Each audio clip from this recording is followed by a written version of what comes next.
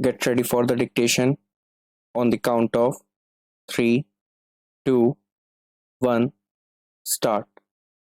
Honorable members, it gives me immense pleasure to address the joint sitting of the two houses of parliament in the annals of our democracy. 2019 is an important milestone. We, the people of India, are celebrating the 150th birth anniversary of Mahatma Gandhi, the father of the nation, this year. The 13th of April this year will also mark 100 years of the tragic massacre at Jallianwala Bagh.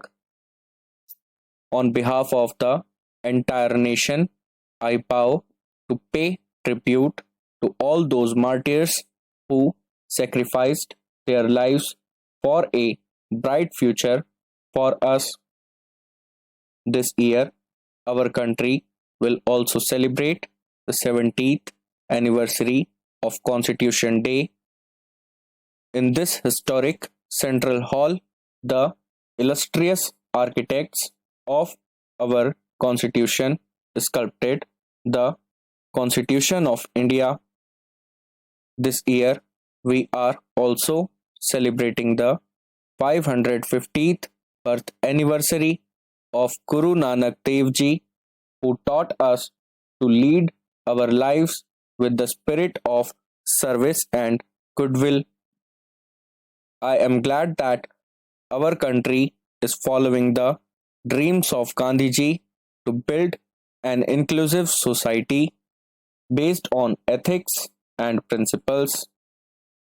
Our nation is moving ahead, guided by the ideals of social and economic justice as enshrined in the Constitution by Baba Sahib Dr. Bhimrao Ambedkar. My government's efforts reflect a belief in an egalitarian society as espoused by Dr. Ram Manohar Lohia, the torch-bearer of public conscience against the politics of exploitation. Honorable members, before the 2014 general election, the country was passing through a phase of uncertainty. After the elections, my government assumed charge and vowed to build a new India, with no place for imperfect, corrupt, and inertia-ridden, carved, shaped systems. From day one, my government's mission based on transparency was to improve the lives of our citizens, eradicate their difficulties owing to poor governance, and make sure that the benefit of public services reaches the lowest strata of society.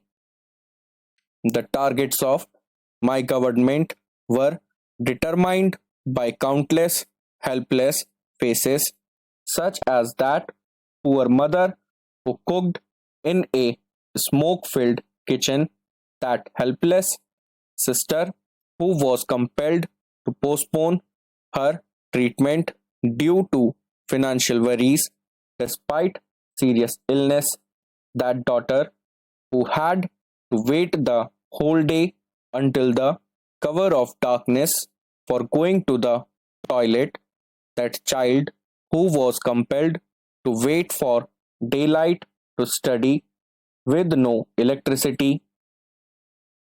In the last 4.5 years, my government has infused new hope and confidence among the people of the country, enhanced the country's image, and has effectively brought in social and economic change.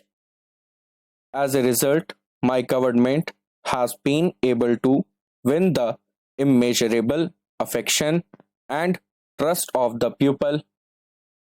the main goal of my government is to improve the life of every Indian honorable member for our country's inclusive and modern development.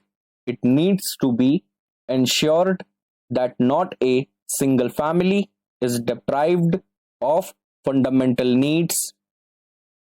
My government, which is sensitive to the needs of the common people and understands their pain, has prioritized the provision of basic amenities, addressed the health concerns of the people, and implemented the government schemes at an unprecedented pace after restructuring them. The lack of toilets had forced crores of Indians, especially our daughters and daughters in law, to lead an undignified and unhealthy life. Under the Swachh Bharat Abhiyan, more than 9 crore toilets have been constructed.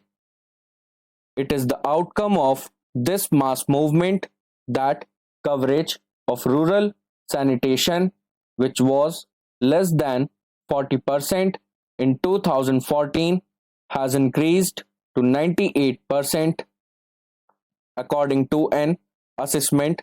Because of the toilets built, numerous poor persons have been spared various kinds of disease, and more than 3 lakh lives have been saved.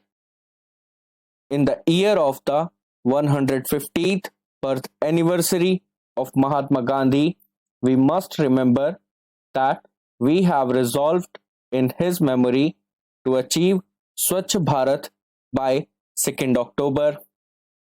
Honorable members, many of our mothers, sisters, and daughters used to suffer from various illness because of smoke filled kitchens, which also affected the health of the entire family, and much of their effort and time was spent in collecting firewood.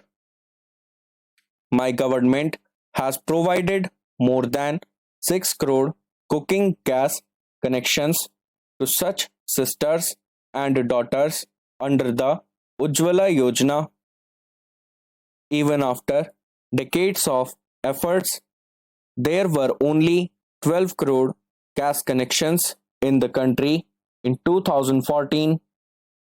In a short period of the last 4.5 years, 13 crore families have been provided gas connections.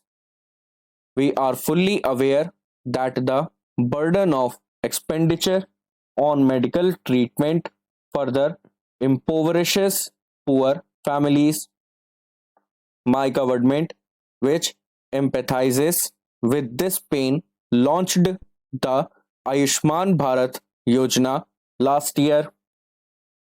Under the world's biggest healthcare scheme, Pradhan Mantri Jan Arogya Abhiyan, 50 crores of poor are eligible for availing treatment up to rupees 5 lakhs per year per family in case of an serious illness.